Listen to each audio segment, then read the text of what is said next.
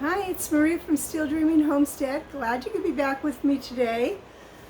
So I got the beef stew canned up last night. So this is the one in the beef broth. So you saw how I did the layers, ground beef and carrots. Then I think I did onions and green beans and ended it in potatoes and then poured broth over it. So I think that's going to be really tasty. If I want to, when I'm serving this, I can add a little water and some cornstarch and thicken it if I want to do it that way too. Now this one, you can see, is a little redder, and again it's all layered, but with this I put in some of my nice home canned tomatoes.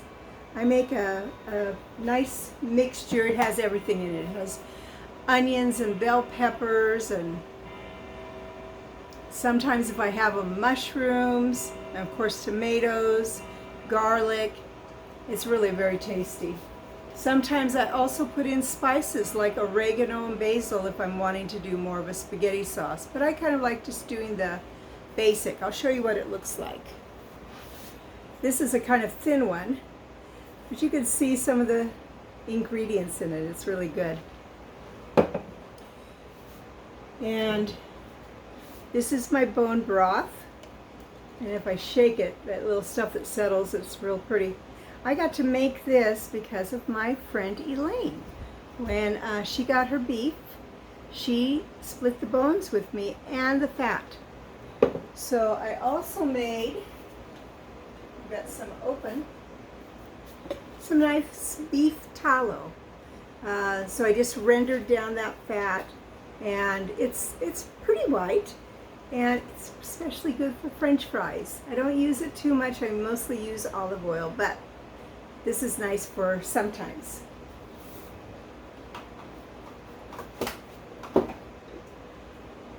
So today I'm going to be doing the ground beef. I'm going to bring you a little closer. I want you to be able to see.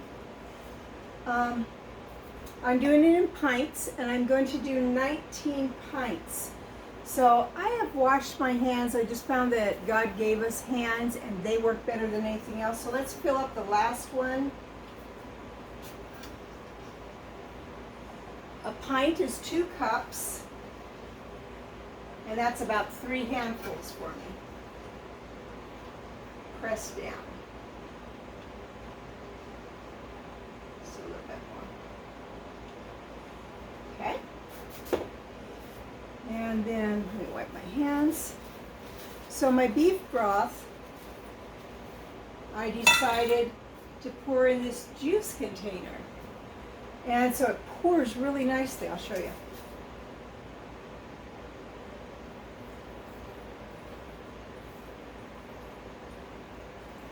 This is going to be really flavorful. I use my knife and I poke down to clear up any air pockets. The broth is nice and thin though, so I just need a tiny touch more.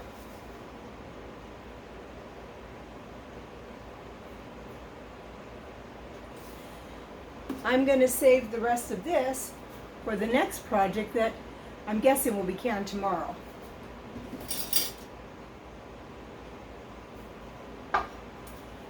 Now, I've been adding, about 1/4 of a teaspoon, maybe a little less, of salt to that, and that's it.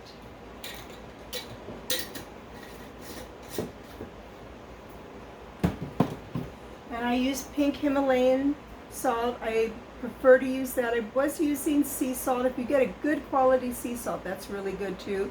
Redmond's, that is mined out of Utah, would be very good. You just want to stay away from the refined ones that have been bleached and chemically altered. That's no good. So the first thing I do is I wipe it with a paper towel, because what can mess up your jar's sealing is if there's any oil on it. And of course with meat you could have a little oil. Second one, I just have some white vinegar. Put a little bit of that on a cloth. Wipe down the edge. That's really good for cutting any oil. They say you don't have to anymore, but I get a deal of hot water. I like to use a measuring cup. I heat it up in the microwave, and then I put my canning lids in just to begin to soften those rubbers. Can you see the rubber? Yeah. I like it a little soft. You don't want to have to can it again.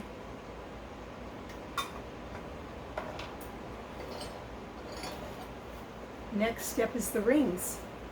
So let me move this out of the way. There we go. This nice big canner right here. I'm going to show you a way that I store my rings.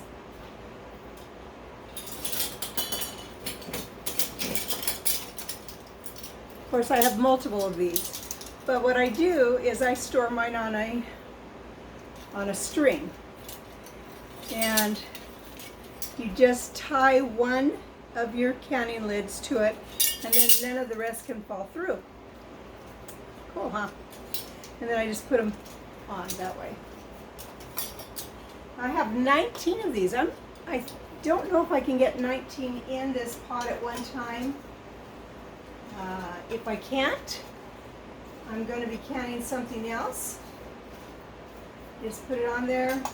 They say finger tight. I make it a little snug, not that strong.